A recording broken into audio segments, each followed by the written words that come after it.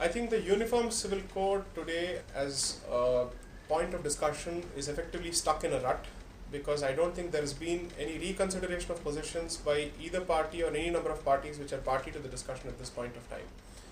I think one camp wants to impose the Uniform Civil Code and the other camp believes that it is against religious freedoms and it could end up imposing one point of view on multiple communities.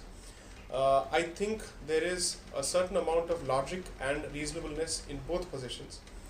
According to me, what should perhaps be considered is that India is a tapestry of multiple faiths and multiple cultures, multiple subcultures, as a consequence of which we must be extremely sensitive in what is the intended outcome of this Uniform Civil Code. If the idea is to only ensure that all civil liberties and civil rights, so to speak, and civil relationships are uniformly governed, then that is a different issue. But will that translate to interference with religious practices and traditions is perhaps the concern on the part of most parties who are opposed to it. The traditional assumption that everybody who subscribes to the right of center point of view is always a votary for the Uniform Civil Code, I think, is a misplaced belief or an assumption, because I see myself as someone who is not exactly left. I don't know if I'm right, but I'm certainly not left. From that standpoint, even I am not particularly comfortable with the Uniform Civil Code. In fact, I was pro the Uniform Civil Code between 2009 and 2011 until 2011.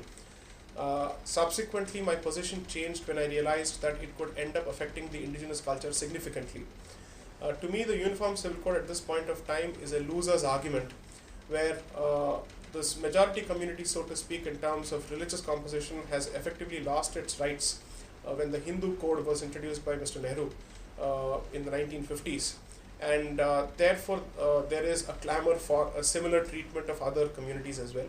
When in fact, according to me, the movement should be more towards autonomy of religious communities when it comes to their own traditions and practices, which means even the existence of the Hindu bill and its strangulation of the development of traditional jurisprudence must be revisited. So, as opposed to a Hindu code or a Hindu bill or a similar institution for other communities or a Uniform Civil Code, we must see what is the Israeli experience in this particular regard, because there are different courts and different institutions when it comes to specific religious issues, so that people who are well versed and conversant and who understand those practices preside over those matters. However, this comes with the caveat that the state must retain its supremacy with respect to uniform treatment of civil rights. Unfortunately, since there is lack of clarity on what is expected to form part of this basket of Uniform Civil Code, there is a significant amount of concern from every